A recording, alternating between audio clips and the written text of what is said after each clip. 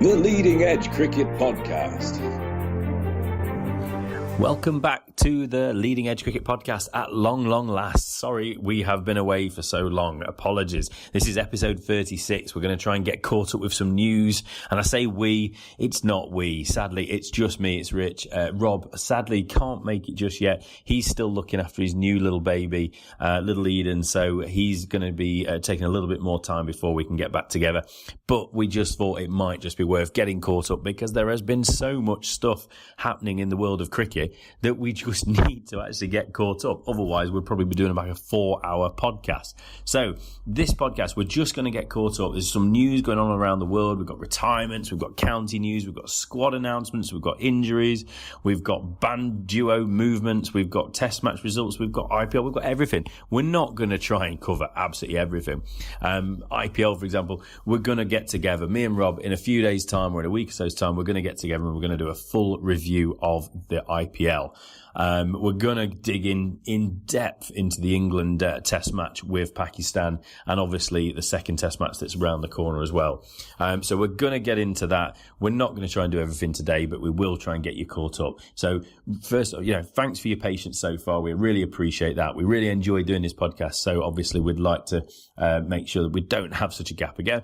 But, little babies do take priority. So, right, let's get cracking on and let's get into some news. Right then, let's get underway. Let's get talking about, see what's been going on in the world of cricket. And we have to start with the IPL. The final took place. The Sunrisers Hyderabad played CSK, the Chennai Super Kings, and it was the Super Kings that won an absolutely thrilling final. Just incredible, unbelievable performance. We'd been talking about this for a long time, obviously building this up. We've missed a chunk of IPL action on this podcast, but we're going to get caught up with that, don't you worry. But just for now, what an absolutely amazing performance. I mean, Sunrisers batting first, 178 for 6.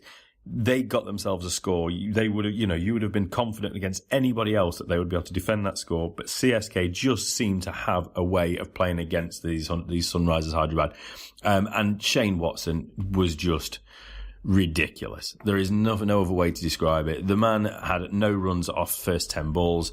I'm sat there watching it thinking, keep him in. We don't need to worry about that. And then he goes and hits 117 off the next 47 balls. Ridiculous. Winning the game. Over and a half to spare, just ridiculous. Incredible performance. Only lost 2 wickets. Great knocks as well. Suresh Raina 32, really steady, and Rayudu, one of the players of the tournament, 16. Like I said, we will go into more depth in this one, but just brilliant from Chennai Super Kings. Well deserved. And really, they finished joint top with Sunrisers, but they did beat them every single time. So CSK well and truly have deserved this title. So congrats to them. Moving away from the IPL, one of the stars of this year's IPL, AB de Villiers, has retired from international cricket. Big shock, this one. He's still going to be, moving around the world, playing domestic T20 competitions, etc. But a bit of a shock. Even the South Africa head coach, Otis Gibson, has said that this came as a shock. But basically, AB de Villiers has said he's run out of gas. It's ridiculous how many times he's played test match cricket. For a start, 114 test matches. Did not realise that. It's a magnificent achievement on its own. 258 ODIs and 78 T20s. One of the absolute greats of the modern game. He just excelled at all versions of the game and pretty much any game he played. He was probably like absolute superstar at Cluedo as well. But yeah, whatever he did, he was just amazing. Top wicketkeeper batsman. One of my favourite players of all time. Briefly, just look at these stats. Test record, 8,765 runs at an average of 50.66. 22 centuries, 46 half centuries, high score, 278 not out. Unreal. ODI record, any good? Yeah, pretty good. 9,577 runs at 53.5. 25 centuries and 53 half centuries. High score 176. Ridiculous. T20 international record. Now, this is the one record out of all of them that doesn't strike you as a magnificent. 1,672 runs, average of 26.12. Strike rate 135, which is solid. No centuries, but 10 half centuries. High score 79 not out. So it's not really internationally where he's been a ridiculously good player, but domestically in T20, This is something else. 6,649 runs, 35.36 average, strike rate 147.91, 3 centuries, 45 50s, high score of 133 not out. Unreal.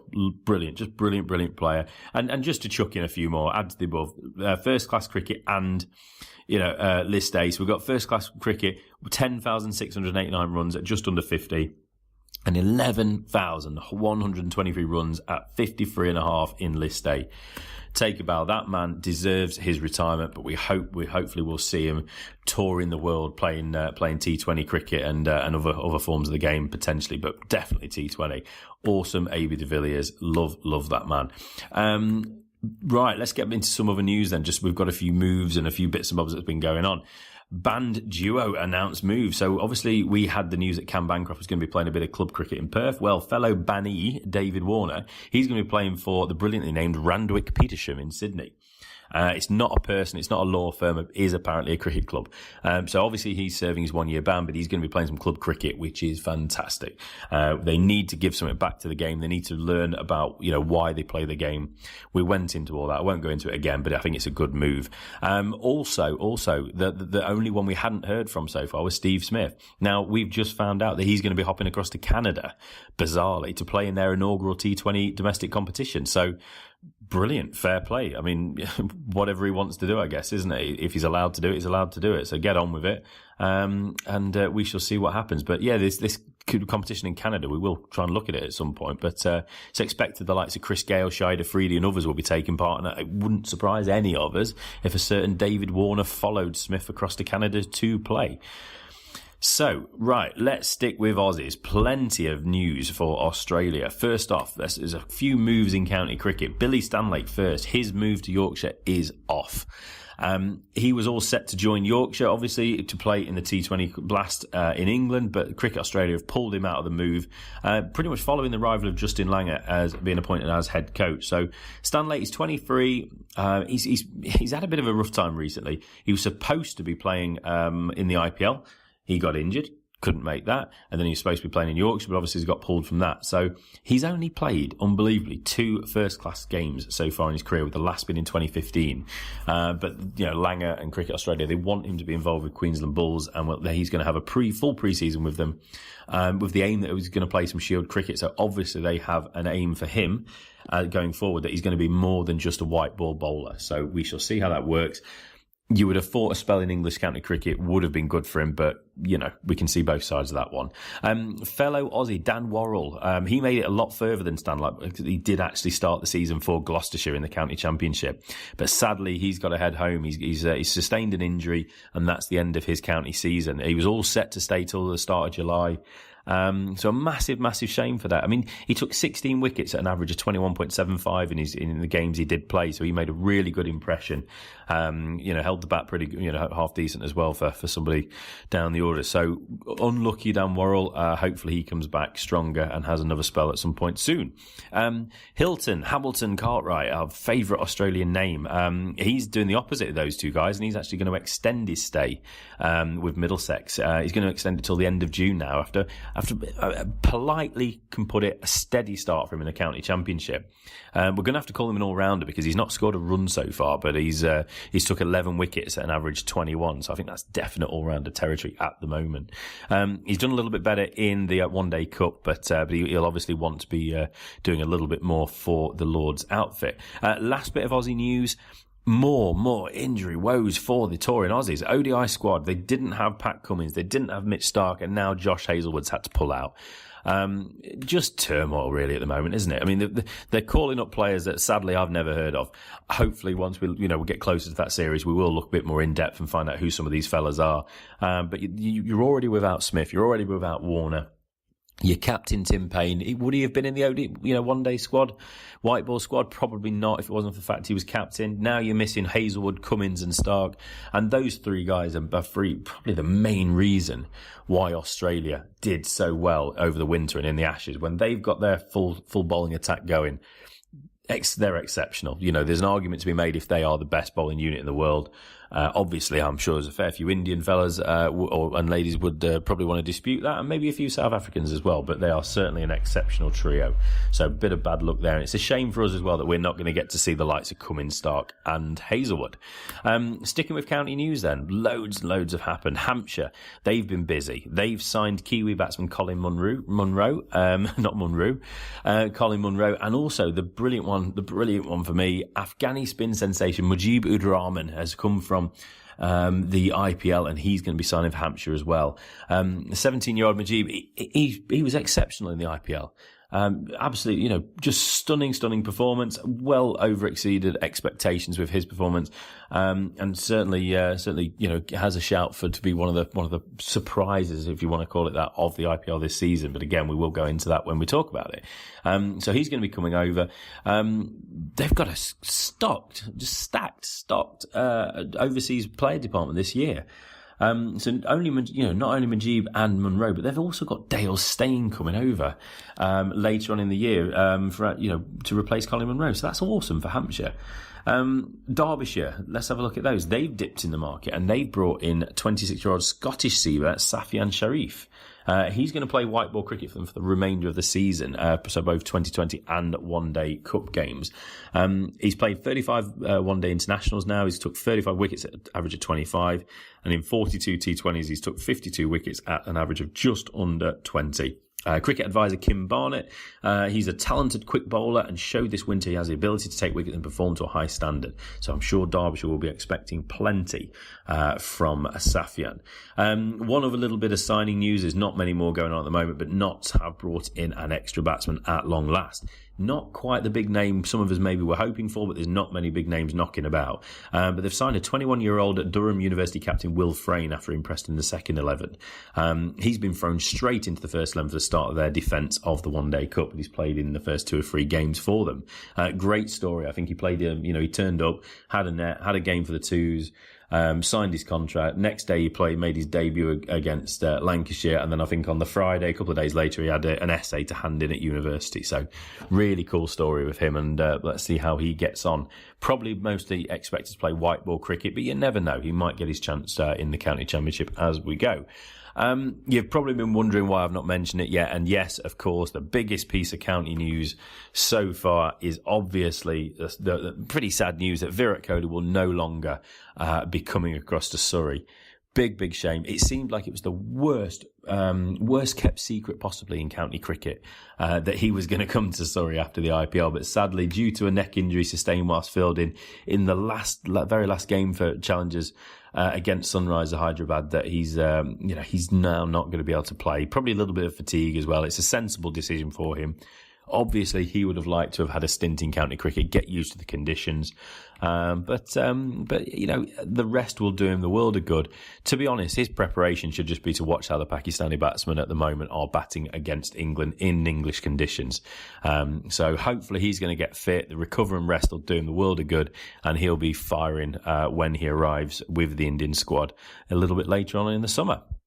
One other piece of news, by the time this pod gets out, this game may be just about to be played, is the West Indies against the World 11 to be played at Lords on Thursday for a Hurricane Relief T20 match.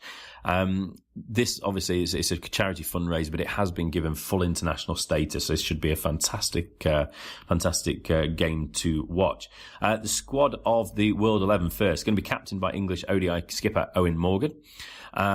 He is joined by some absolute legends, some really good names. Let's just roll through that. Dinesh Karthik, the finisher, the Indian finisher. He's a class act at the minute. Mitch McClenaghan, the Kiwi, he's had a really good IPL. Tisara Pereira, the Sri Lankan. Rashid Khan, who's been one of the stars of this year's IPL.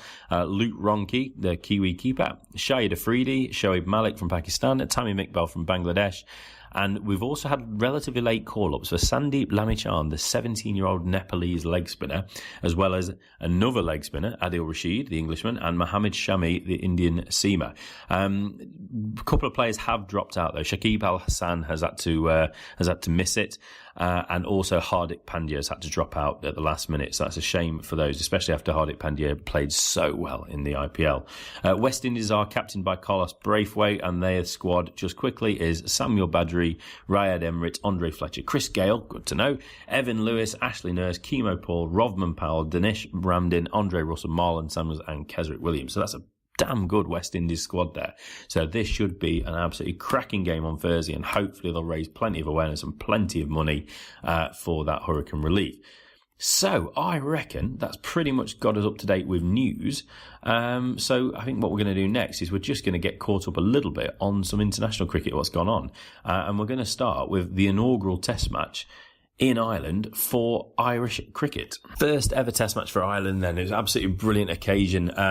They hosted, obviously, we said, hosting Pakistan. And it really was a really, really good test match. Really good to see these nations take the step up. At times in the ICC seem to be ignoring these nations.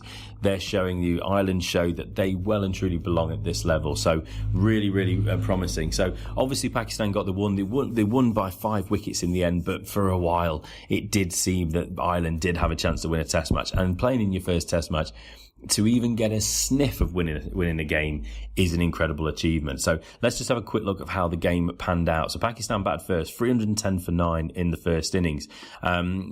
We got Asad Shafiq batting at 462. He batted well, 55 for Shadab Khan, the young spinner, and 83 for Fahim Ashraf. With the ball, Tim Murtagh showed that he belonged at this level, 4 for 45 off 25, fantastic bowling for him. Boyd Rankin, 2 for 75, he's the only man that had played a test match, played 1 for England, and Thompson, 3 for 62. Following that score for Ireland, the batting did not quite go according to plan. It was a really disappointing performance, 130 all out, Sterling 17, Kevin O'Brien, the wicketkeeper batsman, with 40, and Gary Wilson 33 not out. Not much to write home about. Some exceptional bowling there. Mohammed Amir, 2 for 9 off 10, 4 for 44 off 11 for Mohammed Abbas, 3 for 31 for Shadab Khan. Really, really impressive from Pakistan.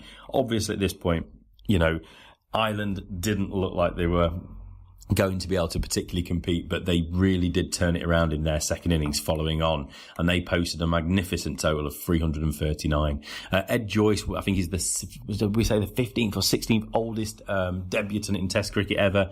He got himself 43 before he was unluckily run out by Fahim Ashraf. Captain and fellow opener Will Porterfield, he got 32 as they put on a really, really important opening stand of 69. It gave them that foundation. Andy Balbirnie did not have the best of Test matches. He ended up with a pair on Test debut. Unlucky for him. Niall O'Brien, 18, not out. He's the wicketkeeper. Paul Sterling, 11. And Kevin O'Brien, he's the man though. 118, man of the match performance. One of the best averages in Test cricket as it stands after playing 1 test. But he really, really was the standout. 53 for Thompson a bit further down the order. And again with the ball, Mohammed Amir, 3 for 63 off 29. Superb. 5 for 66 off 28 for Mohammed Abbas. Those boys looked like they were going to be a handle. Plenty to handle for England, should I say. And yes, they have been. Just really, really good performance. They set Pakistan a total of 160. And, if you can get yourself in a position where you've even got a sniff of winning a test match on debut, you've got to be proud of that. And it did seem for a little while when Ireland got that ball in the hand of the 4th innings, it did look like the win could be on. In the first over, we got the first wicket. Azhar Ali went, caught Sterling, bowled Murtagh, 1 for 2. Just inside the 4th over, Harris Hale went 2 for 13. Rankin got his man. 3 for 14 it was, without only 1 run being added before Asad Shafiq was cleaned up by Tim Murtagh. Surely not. Surely they can't. Ireland can't do this.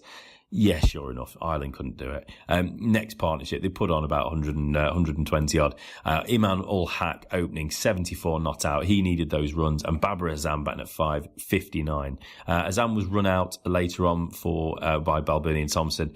But Sarfraz Ahmed, the captain wicketkeeper, he came in, just steadied the ship a little bit, allowed Imam Ul Haq, easy for me to say, to keep chipping away at those runs. And then Shadab Khan was the unbeaten man to help them get over the line. So 2 for 55 for Murtagh, 1 for 57 for Rankin, and 1 for 31 for Thompson. As I say, Kevin O'Brien, man of the match, well deserved, and a superb performance by them. They'll be looking forward to whatever international cricket they get next. They'll be looking for a win. Since the game played, though, obviously we've had a little bit of bad news. Ed Joyce, who obviously made his debut, he's now decided that was plenty for him, and he's announced his retirement from international cricket. He's a happy man. He's played a Test match. He's seen Ireland play. He's represented his country, and he's obviously proud of what they've achieved, and he's decided to call it a day from that. And it is now time for Ireland to start getting some young blokes coming through. So brilliant to see them start, and we cannot wait now for Afghanistan to become the 12th Test playing nation when they take on India later this year. Right then, so from Ireland we move across to England. They've hosted a Test match already. We've seen one result against Pakistan, which was a well-deserved win for Pakistan, in all honesty. The second Test is underway this week at Headingley. So let's get up to date. Let's see where we are with this Test match. So first off, selection. Last time we spoke, we went through what we thought should be the selection. We were quite close, but what we did see really was Ed Smith, the New England selector. It was a bit of a strange squad that he did pick. It was verging on safe, but also quite bizarre in at least one of the selections, which I'm sure you can guess who I'm talking about. So the big one was Josh Buttler, in as a not as a wicketkeeper batsman, but in as a batsman, but batting at 7. Now, last I looked with England, we were struggling. We were getting 4 down for not many most games. It's not number 7 batsman we're worrying about or what we're looking for. It's probably people in the top 4. So I thought that was quite a strange selection, especially when you look at the people like Joe Clark, Nick Gubbins, Keaton Jennings and others who were starting to score runs consistently start the year in difficult conditions. And who possibly, one or two of them maybe deserved a shout, especially with other players struggling a little bit like Mark Stoneman. You could possibly call Dawid Malan in that as well, and one or two others. The other big news, obviously with the injury news to the spinner Leach, we saw Dominic Bess selected. Now, again, if you recall, we were talking about the spinners, and I particularly was talking about Amal Verdi, 19-year-old, really exciting talent. Probably the best spinner available, but they don't see him as a batsman. He's a number 11, it seems, at the moment. So Dominic Bess, we predicted his selection in some ways because he can bat. He's had a 90 already this season, and he proved to be the case that he can bat for England as well. So the 12 that they picked, the only player to miss out was Wokes. So they went with a team of Cook and Stoneman opening. Root moved up to number 3, Malan at 4, Bairstow moved up to 5, Stokes at 6. Something we spoke about as well. We wanted to see Bairstow ahead of Stokes, so that was Stokes at 6.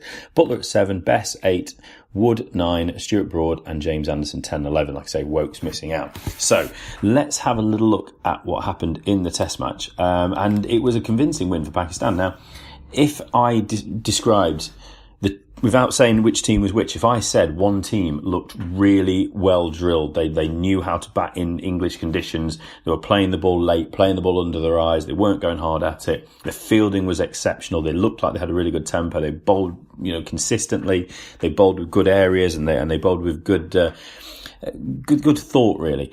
And then another team were sloppy in the field. They were dropping catches. They were throwing their hands hard at the ball when they were batting. They didn't bowl with much consistency. They didn't really pitch the ball up. You would definitely say that I'm talking about England first, Pakistan second. Well, it was a complete opposite. Pakistan showed England how to play in early season England conditions. Pretty embarrassing Test match from an English point of view, to be absolutely honest. And there's some massive questions going into the second Test. So Pakistan definitely deserved to win this game. So let's have a look. First inning. So the questions and the issues started at the toss. England won the toss and decided to have a bat. Now, Pakistan wanted to bowl. The whole of the English cricketing nation wanted to see England have a bowl, but they decided to have a bat. So it's another one of those cases. What do we know, eh? They had a plan. It didn't really matter what the conditions were. They were just going to stick to that plan, which obviously proved to be incorrect after being dismissed for 184 inside 59 overs. Alistair Cook at the top of the order did score 70, so at least he's got himself up and running early season. But then that was it. We had failure for Stoneman, 4, Root 4 at number 3. Malan, he only got himself 6. Bairstow 27, Ben Stokes 38 was the second highest scorer, and then Butler 14, and then nothing to report from anybody else. Fantastic bowling all round. Mohamed Amir 1 for 41 of 14, under 3 and over, didn't quite get what he deserved. Mohamed Abbas 4 for 23 of 14, that absolute pick of the bowlers, and Hassan Ali bowled really, really well, 4 for 51 of 15.2 overs. Fantastic celebrations from the man as well. And Fahim Ashraf picked himself at 1 wicket for 28 off 9 overs. Shadab Khan bowled 6 overs for non-34. Not particularly a wicket for a spinner on the first day at Lord's. So, in response, Pakistan showed England how to bat. Imran ul Haq did go early, trapped LBW to Broad when just 12 on the board for 4. But then they did start building some nice partnerships in this top order and making it very difficult for England. Azhar Ali at the top of the order was 50. Haris Sohail 39. Asad Shafiq 59, played well. Babar Azam was playing really, really well until he had to retire hurt and took no further part in the test match. When he scored 68 of 120 deliveries. Really nasty delivery. It just reared up off a length, off one of the seamers. I think it was Stokes. I might be wrong. I think it was Stokes. And, he's got a fractured wrist. It was really horrible to see. He dropped his bat straight away, went to the ground. Obviously in a lot of pain, so he didn't continue. But Sarfraz Ahmed, he came in and got 9, then 52 for Shadab Khan, brilliant knock from him, 37 from Fahim Ashraf, Mohamed Amir, 24 not out, and a little bit here and there at 10 and 11. So, on to the bowlers. Jimmy Anderson, 3 for 82 off 26, Broad, a little bit disappointing, 1 for 61 off 25, and Mark Wood, 2 for 74 off 24.3.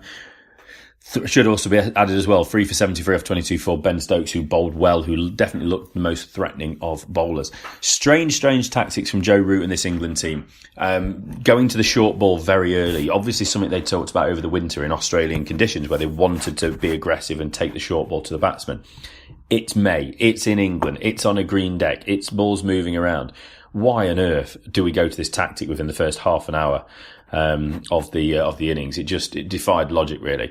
We've also seen a lot of questionable captaincy from Root in this game. A turnstile almost at slip. There's no consistency with who's fielding at first, second, third, slip, etc. Alistair Cook's under the lid at short leg. Then Joe Root's captaining from under the lid at short leg. Bit of skewed thinking, really. We're not quite sure what's going on there. Hopefully, they'll be able to look at this after this test match and really kind of get some plans, get some things locked in so they're ready to go for the second test. And all we can hope is that we see an improvement. So anyway, I digress. On to the second innings. Obviously with a nice lead of about just under 200, 180 odd for Pakistan. England struggled. It's all we can say. I mean, Stoneman, Cook went first, should I say, 1 for 1 off 1.5 overs. He had gone for 1. LBW bowled Abbas. Not long later, when 31 was on the board, Stoneman just a weird one, really. Didn't get forward to Shadab Khan and was cleaned up for 9. It is no surprise that that's the end of his Test match career for the time being. He's been replaced by Keaton Jennings for the second Test. Joe Root did show some captaincy, though. Batting at number 3, he got himself 68, top score of the innings. He batted well. He'll be disappointed with his dismissal, but there's not much he could do on that one. Milan 12, pressure's mounting for him now. Bairstow, he was gone without troubling the scorers. A second ball duck bowled Mohamed Amir. Ben Stokes was gone at this point as well. 104 for 5. Looking like we're going to get an innings defeat, embarrassing result. But thankfully, Joss Buttler at number 7 and Dominic Bess, making his Test debut, went on to put on a really, really good 126 partnership. So that was fantastic. Overnight, we did actually, we got to a lead of about 40 odd, and then kind of predicted it. Hate it sometimes when you're right, but I predicted that we would lose a wicket within the first half an hour and then would only add another 20 runs before the end of the innings. If only that was the correct prediction. It was actually a wicket gone within the first few overs, and then I think we added about another 6 runs. So that was really disappointing. Butler was the man. He didn't really trouble anyone next morning. 67 LBW Bass.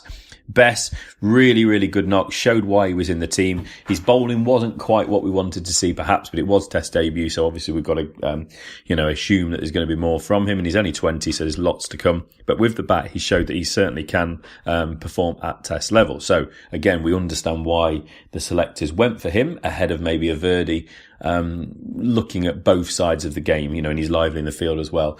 But that's not convincing for me at the moment. I would have rather had Verdi, but Dominic Bess is a talented young cricketer. Then Wood Broad went very quickly afterwards, both nicked off from Amir and Abbas to captain and keeper Sarfraz Ahmed. So 2-4-2 all out. Pakistan needed 65 to win? 66 for 1. No real fuss. Jimmy Anderson got the one wicket. He bowled Azhar Ali for 4 of 10 balls, and then Imam ul Haq with a nice 18 not out, and Haris Sohail 39 not out of 32 balls, 6 fours and 1 6. He got on with it. I think he had a dinner reservation somewhere. He didn't want to mess around much longer. Broad, none for 13 off 3. Dominic Bess, none for 29 off 3.4. Obviously, Haris Sohail took a liking to him, and Mark Wood, none for 7 off 3. So that was the win. Mohammed Abbas, man of the match. Like I say, well and truly deserved win for Pakistan. England have got some soul searching before the second test. They really need to look at how they're trying to play test cricket. They seem very muddled. It's English conditions.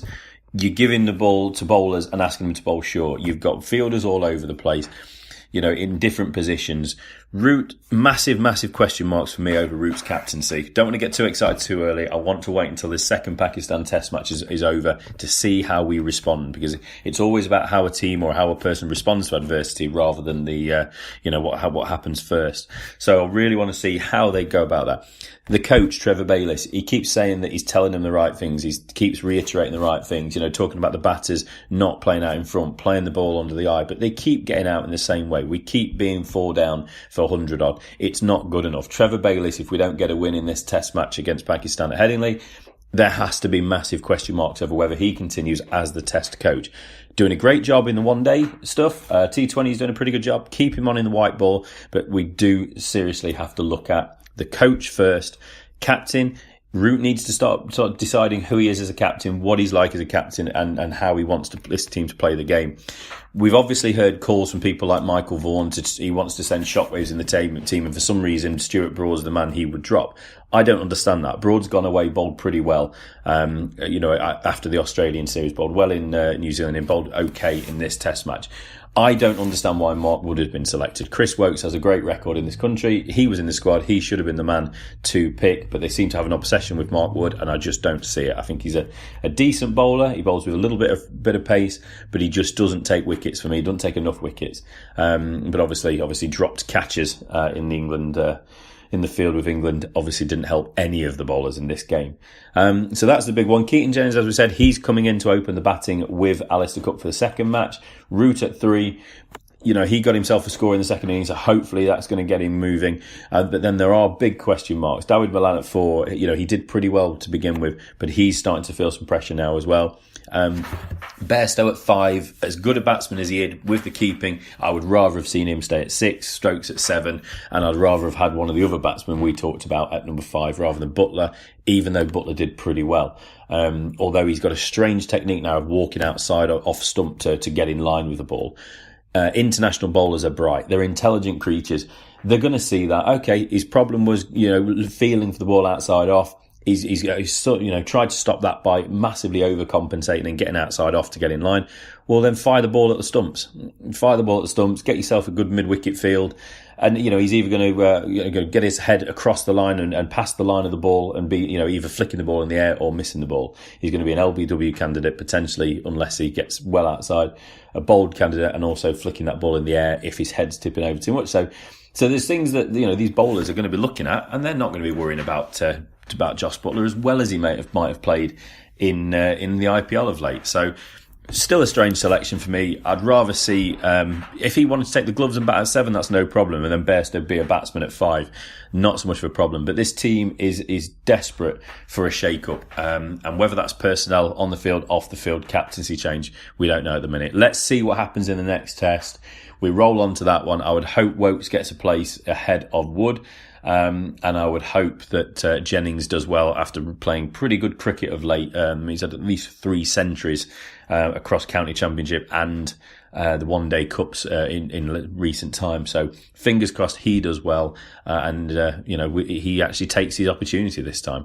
So that wraps us up for that test match. Obviously, Rob will have his take on these things. A little bit difficult for me just speaking on my own about this one. So I'm sure when Rob gets a chance to nip on and get another podcast done soon, he'll have a good say on this one. I'm sure he's been watching as much as he can in between feeds for Little Eden. So we look forward to what he's got to say. So that's that for now. We look forward to the second test. Last but of course not least, we are well and truly underway in the Royal London One Day Cup in English county cricket. There has been way too many games for me to go through. I will lose my voice and you'll be sat there for another hour. So I'm not going to go into that. All I am going to say is let's see where we are at the moment. In the north, Worcestershire are top of the table. They are joint top of the table, with Derbyshire after 4 games. Both teams have won 3, lost 1. Yorkshire, Warwickshire, Notts are all on 5 points in 3rd, 4th and 5th. Bit of an inconsistent time for all of those teams. Warwickshire have won 2, lost 1 and 1 no result after 4 games, whereas Yorkshire and Notts, who have played 5 games each, have won 2, lost 2 each with a no result. So a little bit of inconsistency there for those 2 counties in particular. Northamptonshire in 6th, they're on 4 points. Again, 50-50 record. Durham, they're done a little bit better in this than they are in the county championship. They've, after 5 games, won 2, lost 3 on 4 points. And Lancashire, surprisingly, are 8th, won 1, lost 3 points. And Leicestershire are bottom after 4 with just the 1 win and 2 points. So in the south, Hampshire are the form team. They are ahead on 7 points. Somerset in 2nd on 6 points alongside Middlesex and Gloucester. All of these teams have played 5. Somerset, Middlesex won 3, lost 2, whereas Gloucestershire have won 2, lost 1 and had 2 no results. They're only team so far to have 2 no results. So a little bit frustrating for them. And obviously they're missing Dan Worrell now as well, aren't they? Which is a bit of a shame. Sussex are in 5th, mid-table. 1, 2, lost 2, no result, 5 points. Then it's Essex, Kent and Surrey, 6, 7, 8 on 4 points, although Kent and Surrey have played 1 game less in only playing 4 with their 50-50 records. And Glamorgan are rock bottom, played 4, lost 4. If only they had a no result. And they're the only team to have failed to register a score just yet. It's been an exciting tournament so far. I've just got to mention one fella, Tom Kohler-Cadmore. I caught this knock, 164 off, let's just have a look, 64 off 151 balls, 15 fours and 7 sixes. It's truly incredible knock, but this is how good this tournament's been so far. Varun Chopra, he's had 160 in a game against Somerset. James Hildreth, 159 off 125 balls for Somerset against Glamorgan. Joe Denley, who had some great winter we're in PSL, etc. He scored some runs, could become a bit of an all-rounder out there. 150 not out against Glamorgan. Again, Glamorgan, bless them. Alex Davis, the young Lancashire opener, 147. Keaton Jennings, the Lancashire top order man, he also got a century against Notts. So plenty of good knocks for some of these fellas. So it's really, really good to see. With regard to the actual highest run scorers, obviously it's no surprise to see Kohler-Cadmore and Chopra up at the top with Hildreth, but also Cheshire Pujara as well. 331 runs in 4 innings so far, including 3 50s and a century. What great form he's in. He's really not known as a white ball superstar, but he's having a fantastic time of it. Paul Sterling, the Irish international, newly capped Irish international, for Middlesex, he's doing well as well, over 300 runs in 5 innings. Keaton Jennings is there, further explaining why he's getting a selection to the England Test side. Godliman, Sam Hain, he had a nice winter, and Alex Davis as well. So plenty of players looking impressive and with getting into form with the bat. So at the top at the moment with the wicket takers is Ravi Patel from Middlesex. He's took himself 14 wickets in 5 innings at an average of 18. Really good for him. And Matt Parkinson, the other spinner that we were talking about apart from Verdi, he's the leggy. He's took 10 wickets at the minute so far at 16. So really good going for him. Ed Barnard on 10 as well. And then a host of players on 9, including Ollie Robinson, Tom Helm, who's someone we're excited about as well. So plenty of wickets being taken. Really good, exciting cricket. Some nice big scores. We've had some pretty good weather over here, so it's been good to see the competition get up and running. We will obviously try and pick a few little bits out of this competition to look into in a little bit more detail. But yeah, it's been good so far. Not from our perspective, not doing great. We did get beat by somebody else who regularly contacts us on this podcast, Warwickshire fan Chris Tall. Not happy about that, but we'll have to suck that one up, won't we? So that kind of gets us sort of up to date. Obviously, we're going to come back with an IPL podcast very, very soon, or hopefully very, very soon. And yeah, just hope Rob and the little one and his wife are all doing well. And we look forward to getting back together again and having a good rant about world cricket, probably about England more than likely. So thanks for listening. Been a bit of a weird one for me doing it on my own, just sat in a room talking to myself. But let's not worry about that. So yeah, thanks again, and yeah, until next time.